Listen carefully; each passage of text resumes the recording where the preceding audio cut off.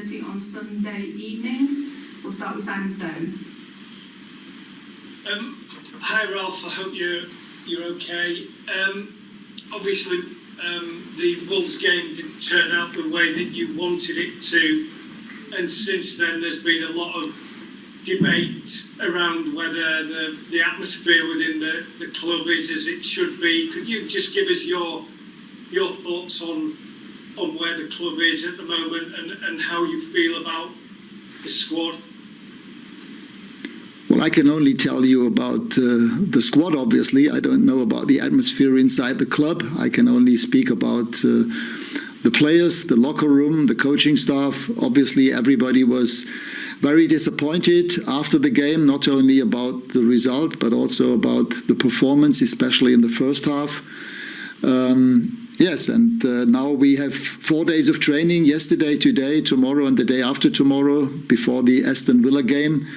And my job, our job is to make sure that we show a different performance on Monday against Aston Villa. Do you feel as though the players are behind you and the new coaches? I mean, it has been a big change. It's a new coaching team. Do you feel that the players are listening to you and are buying into your ideas? They're at least trying. I'm sure that they are listening. And I think we showed in the last games against Palace and also against Burnley, and in parts also in the away games against Norwich and Newcastle, that they are trying to follow to the advice that we give them, that I give them. We conceded less goals than before. I think we have an average of 1.7 per game. Let me check. I think it is true. How many goals have we conceded so far? Yeah, it's 0.6 in those 6 games. But yes, still, it's about balance. We need to find the best possible balance between offense and defense. And this is we still have something to do and to get better on. Simon Peach. Hi Ralf. I was just wondering how the group, I guess yourself and coach staff, have reacted to the loss, and did it make you understand just how much a result can be amplified at arguably the biggest club in the world? Well, yes. I mean, as I said, all the players were disappointed, frustrated, like myself, like the coaching staff, because especially in the first half, we didn't get hold of the build-up game of Wolves. Again, second half was better, but yeah, we just didn't score. We didn't score the first goal, but conceded it 10 minutes from time. And as I said, it's a question of balance of offense and defense. I think offensively we have quality, we can show the quality, but at the same time we need to find the best possible balance, offense and defense. Continuing that theme, there's a lot of talk, and there has been before your arrival, about the midfield. I was just wondering what you thought of the options at your disposal there, and whether, having looked at it, you think there's a profile of player that is missing. Well, it doesn't help if there is a profile missing. We need to and want to work with the players that we have, and we showed that we are able to keep clean sheets with this group of players. But as I said, at the same time, it's also about what are we doing with the ball and without the ball.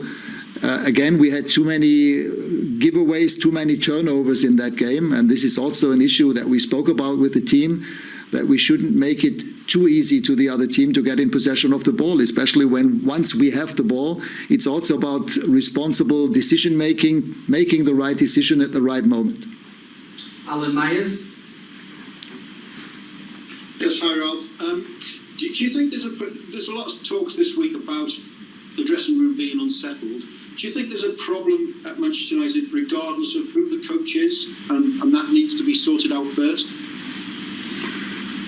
Well, I mean, this is not only an issue with a club like Manchester United. When you have a big squad, and we have a big squad, and we have, at least in the last 2 games, we had most of those players available. Yes, we had an issue with 3 centre-backs missing out against Wolves, but in general, we had most of the players available, apart from Paul Pogba. And if you have that many players and only 10 field players can play, and 3 being substituted, then of course you have quite a number of players, in our case 12, 13, 14 players who don't even play or not even being in the squad. And that those players are not happy about that situation is obvious, is clear. So I think in total we have a big squad. I tend to explain to players every 2-3 weeks why they are not playing, but obviously I cannot do that in every game. And that is an issue in our team as well as in other clubs. Michael Gray. Hi, Ralf. Ralf, do you think the players not knowing your future is having an effect on the performances? I mean, we have players with contracts expiring in the summer. We have maybe also 1 or 2 players who still want to leave, although they are on contract. And that, I mean, even if we go back to the question I just answered before, it's about the players to deal with that situation in a professional way. I mean, everybody has the chance and the option to show in training, to show up and then get the chance to play.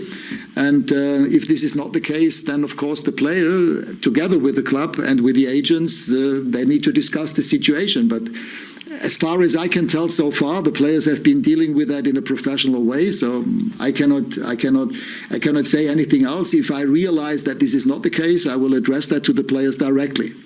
Last one in this section for Andy Mitten. Hello, Ralf. Do you feel that you and your coaches are making progress? And secondly, how important is the FA Cup to your side this season? I mean, yes, we have made some progress, but obviously the game against Wolves was again a step back. It was maybe even a relapse to habits that the team has shown in the past. And therefore, we need to, again, insist and emphasize every time that we have to work together, that we have to do. We can only get better in those moments, in possession of the ball, in possession of the other team, and in the 2 transitional moments together. We have to do the same things at the same time. We have to do it simultaneously. And of course, we also need to do it with passion, with emotion, with intensity.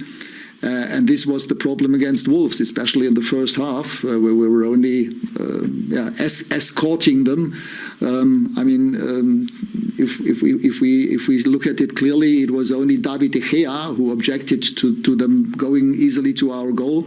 David was the one who kept us in the game in the first half.